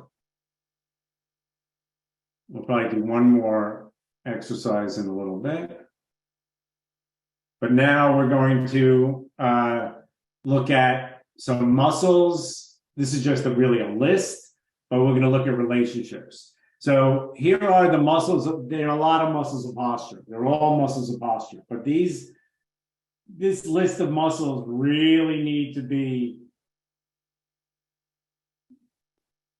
balanced, aligned, and in the game. Your calves, the fibularis muscles are the muscles of the outer calf. If you walk on the outside of your feet, which almost everybody does, your fibularis muscles are overly developed. If you, there are different reasons why, but those muscles tend to be overly developed. Your inner thigh muscles, the adductors, those are the muscles of the block between the thighs. In the yoga classes, I spend a lot of time on those muscles, like a lot of time working on the inner thigh muscles. They're absolutely essential. The tensor fasciae lata we looked at in that IT band stretch. The psoas, the muscle that connects the upper and lower body, most important muscle in the body, muscle of walking, standing, and pain relief. The quadratus lumborum, or the QL, quadratus lumborum, you can see it down here, next door neighbor, the psoas. That's what we just stretched. Take in the side stretch. The erector spinae are the erector muscles of the spine, and those muscles, there's a whole bunch of them. Multifidus and the erector spinae are different, and then there is another set of them, the longissimus, and they tend to be short and tight because of old U posture. The quads and hamstring are the muscles of the front of the thigh and the back of the thigh, and their relationship is almost always a mess. If you sink your thighs forward, you are messing with the relationship between the quads and the hamstrings. So let's just look at these relationships. Let me see what the next, okay. This is a really interesting image. The front body muscles are flexors. That's what I said earlier. Rectus abdominis, this muscle platysma, the quadricep, especially the sartorius.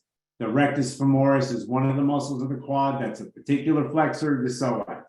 These are like your four main flexors. Tensor fasciae lata is a minor flexor. The back of the body, like I said earlier, are extensors. Gluteus maximus, hamstrings. This is multifidus. These are the erector spinae.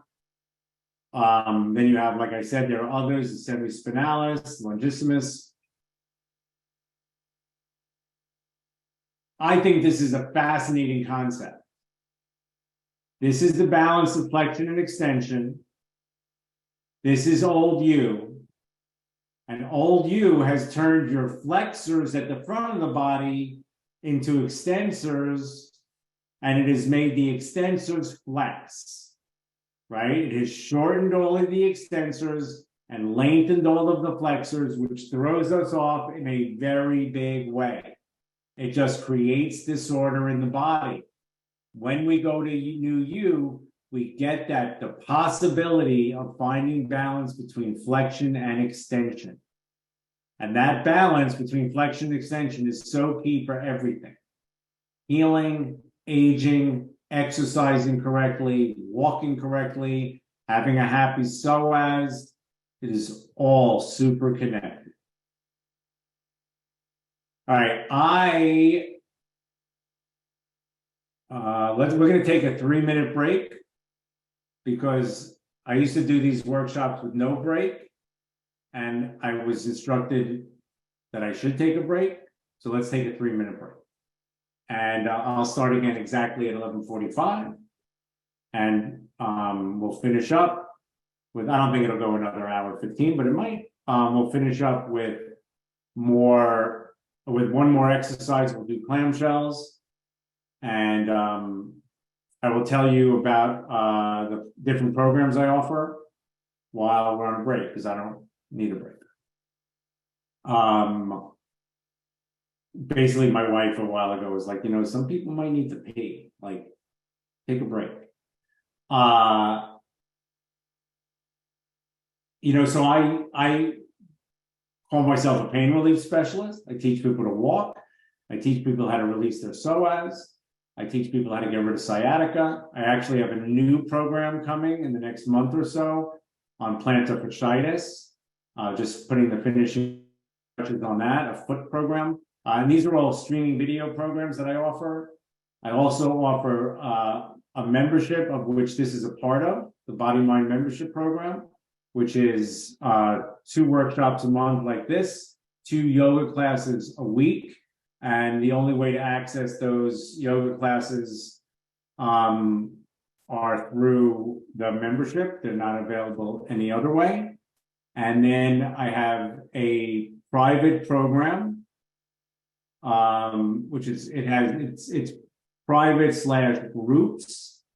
And there's a group call every week. We had our call yesterday. And their private program is we work together privately to solve whatever issues you have. And a lot of that, you send videos of your walk and all those kind of things.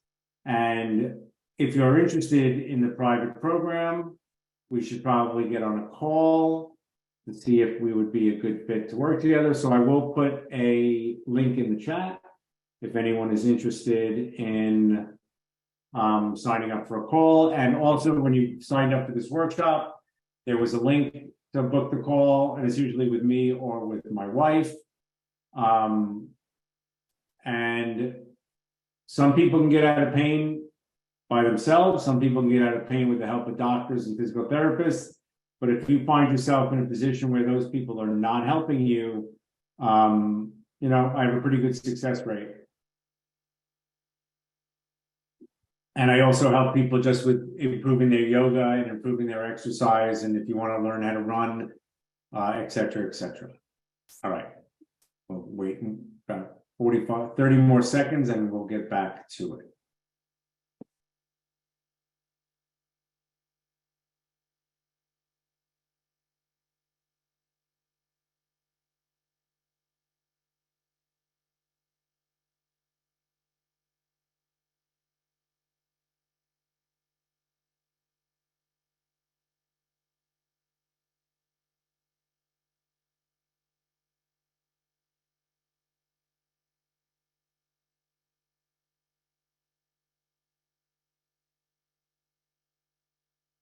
All right, so the pelvis on the right is what your pelvis looks like when the thighs lean forward and the upper body leans backwards, right? And we want the pelvis on the left. The pelvis on the left, our center of gravity, when we talk about gravity, our center of gravity is right about here at the front of the lumbar spine, right? Which is pretty much the center of the middle of the body. We want to align the spine over the legs. That is new you, thighs back, upper body forward. Unfortunately, when the legs jam forward, the relationship between the legs and the spine is completely thrown off. And that, I think, is where most people's pelvises live, and you want to live with a neutral pelvis. Good posture is about neutral pelvis. Good walking is about moving in and out of neutral pelvis.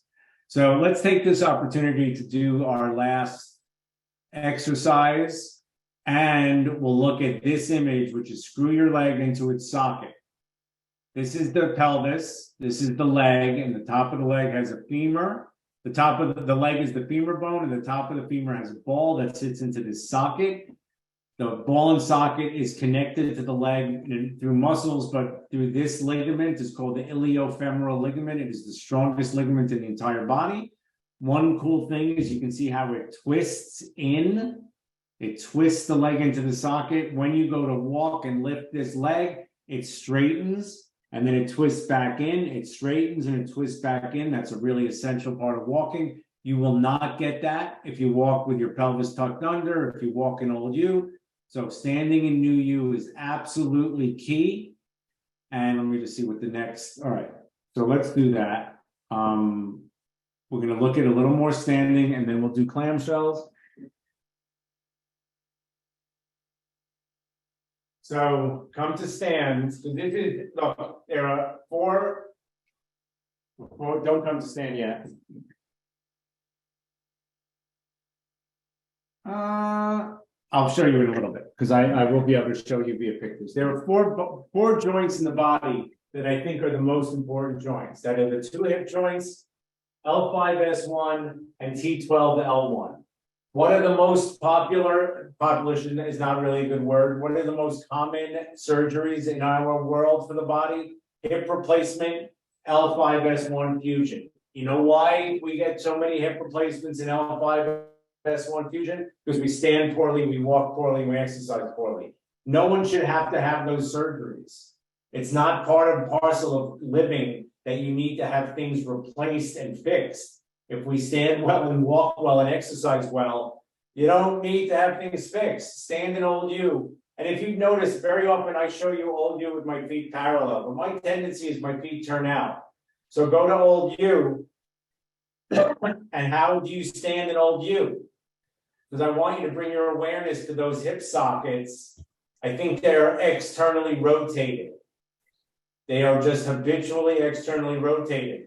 Feet parallel, thighs back, and in new you, feel how they are internally rotated or in neutral. You internally rotate them to neutral. Because if you invert your legs and stick your butt out, that's internally rotated, right?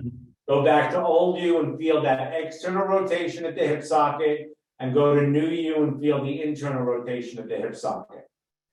Absolutely essential that is an understanding you have if you want to change your posture and why it's good. Old you, external, leaning backwards and all that. New you, neutral. Okay.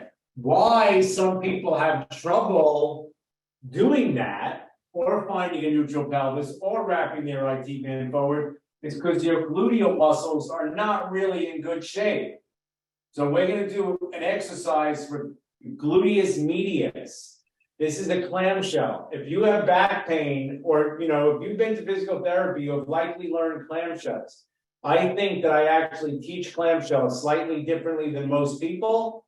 And I know for a fact that a lot of people, when you're doing my clamshells, will get access to gluteus medius in a way that you might not have before. And I just know that from anecdotal evidence, people telling me that. So clamshells, if you want to join me, you're going to lay on your right side to start. And the head is on the hands. It doesn't have to be, but you can have a blanket or a pillow. It's just that you're not propping the neck up. So the head on the hands, your knees are slightly bent, and your heels are lined up with the outer hip. Heels lined up with the outer hip, knees slightly bent. Before we go into the full pose, the whole point of this pose is you start with the feet together and you're just looking to lift your knee up. And that lifting of the knee should access gluteus medius. If you're super loose like me, it might not be easy to find. Really hard for me to find it. It takes me a long time, longer than probably we're going to do today. But the little shift I make is bringing your left hand onto your left hip. And I want you to roll that hip way forward. Roll the hip down towards the floor.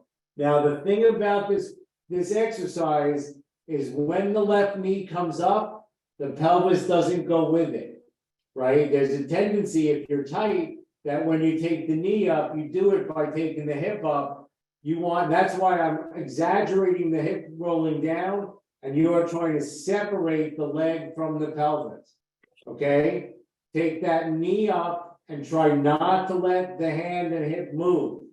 So the left knee comes up and that hip stays stable, and you should be accessing a screaming muscle deep in your butt, not your hamstring, not your outer thigh. If that's there, you might try to move around a little bit to find it, but it might take you a week to get out of the hamstring and hip and find gluteus medius. It's part of the game. Keeping that knee up for another breath or two, hopefully you're accessing this. Lower the knee. Keep that left hip rolled way forward. We'll do it 3 times. Take the left knee up. trying not to let the left hand and hip move. You could also bring the foot up. Some people find that's a better way to access it. I like to keep the foot down, but they're totally fine. Gluteus medius, not IT band, not hamstring. Keep that left hip rolling forward, and maybe even roll it more forward. It's all relative. Screaming muscle and lower down. If you've never experienced this muscle before and feel it now, it might be so painful. Last one. Roll that hip forward, take the left knee up.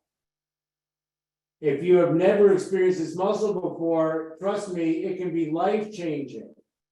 Left knee up, activate gluteus medius, fire it up. Make it more intense if you can. Again, if you have to lift the foot, lift the foot. It's all relative, what you're trying to find. Maybe roll the hip further forward and release. All right, we're going to switch sides. Gluteus medius is a sciatica muscle. It's a pain muscle. It's a sciatica muscle. People with sciatica never use. For a lot of people, you know, if you're really tight in your hips, it's very often that you have no access to gluteus medius. If I give you access to it through these exercises, everything can change. Right hand on the right hip, roll that right hip forward, take the right knee off the left knee. Maybe you're finding it right away. Two sides can be really different. Some people feel it in the hip on the floor. Again, it's not what you want, but there's no rules. Like you're just trying to figure out, what do I feel when I do these things? Lower. Roll that hip forward. Take the right knee up, but the right hand and hip don't move. Maybe you want to lift the foot up, maybe not. You can take the knee up higher. The key is to not move the hip and hand, and the key is to fire up and find gluteus medius. Absolutely essential shape. Clamshells are great, but I know people who have done them for 5 years, lower the knee. For 5 years, 10 years even, and never even felt them. Because just because you're given an exercise to do doesn't mean you're hitting it right. Last one. Right knee up. Roll the right hip forward, do what you want with the foot, create separation between the leg and the hip, make that muscle scream if you can.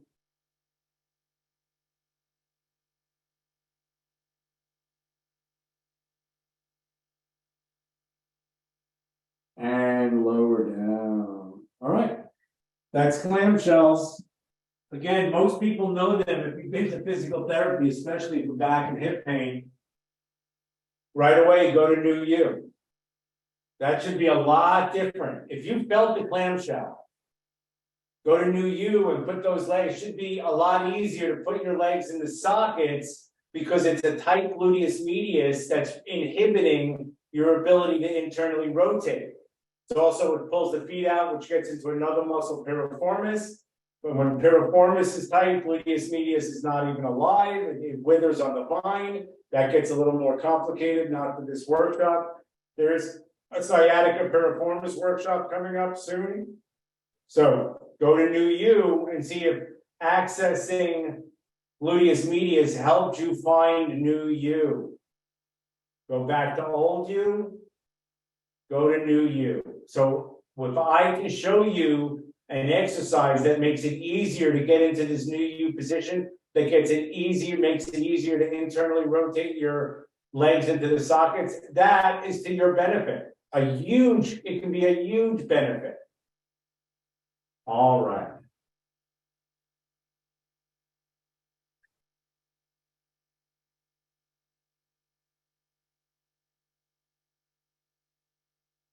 Hopefully this is all making sense.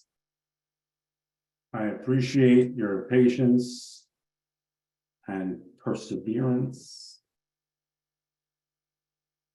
It's all about perseverance, is it not?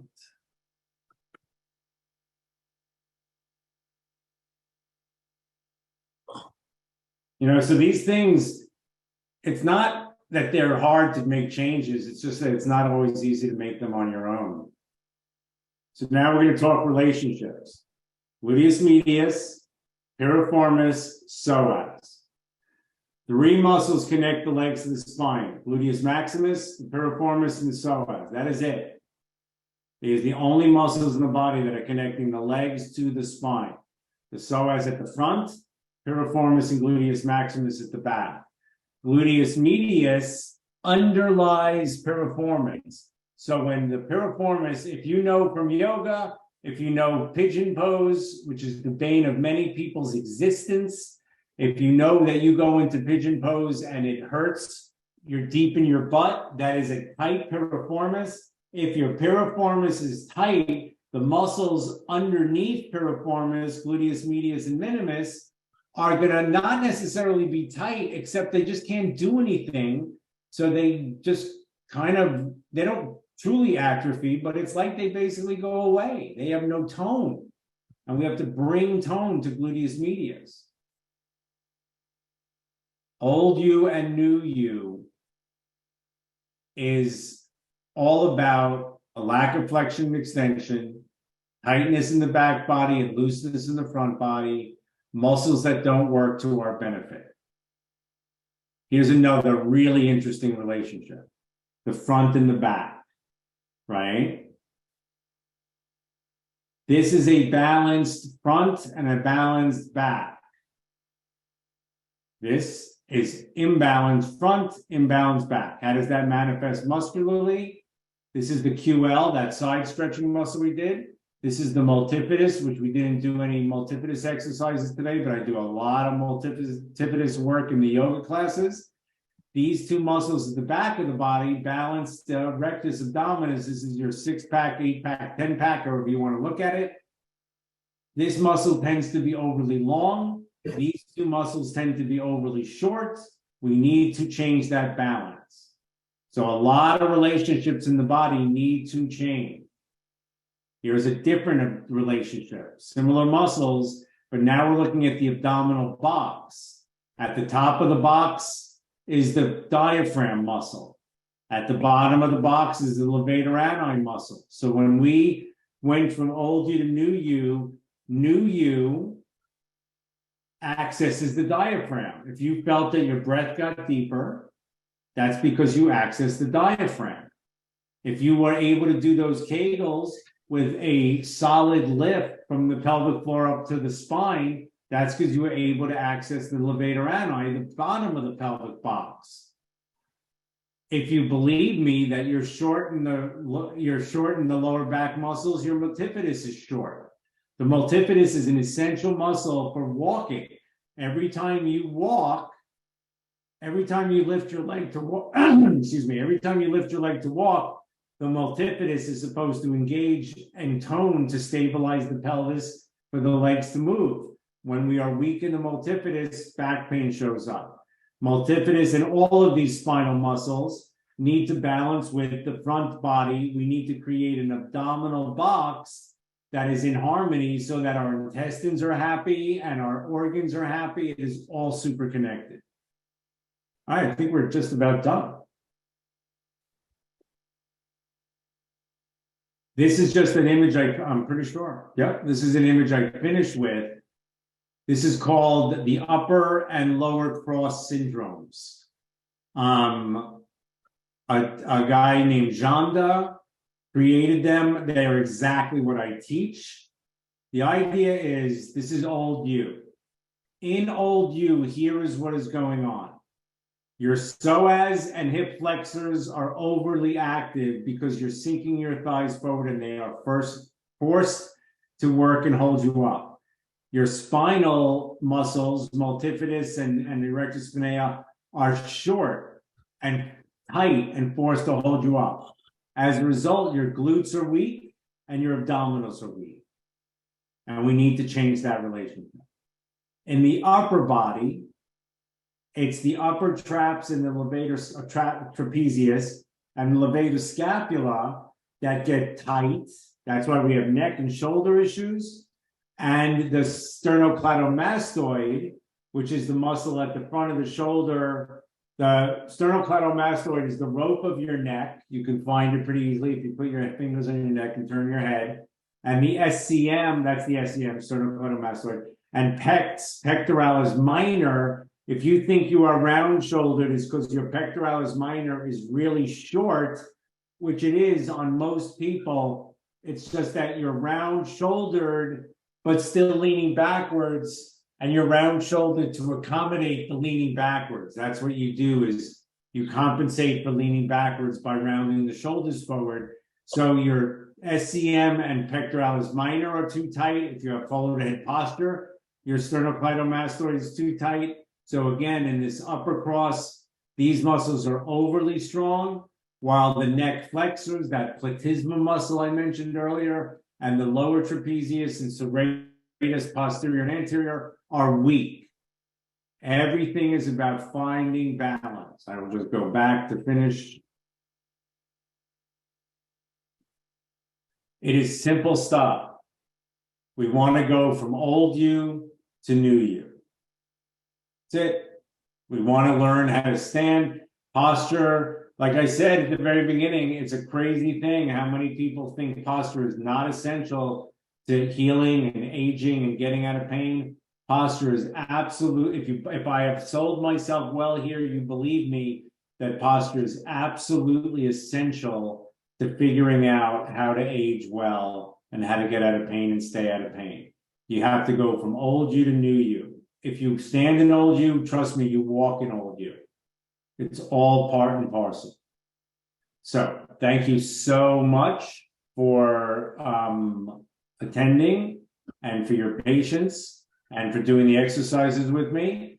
I put the link in the chat, and tomorrow morning I'll send out a replay of the workshop, and there'll be a link in there if you're interested in getting on a phone call to see if you want to work with me. And we can make any changes to your body that you're looking to make, and it's really well worth it. All right. Have a great Saturday. Take care and be well.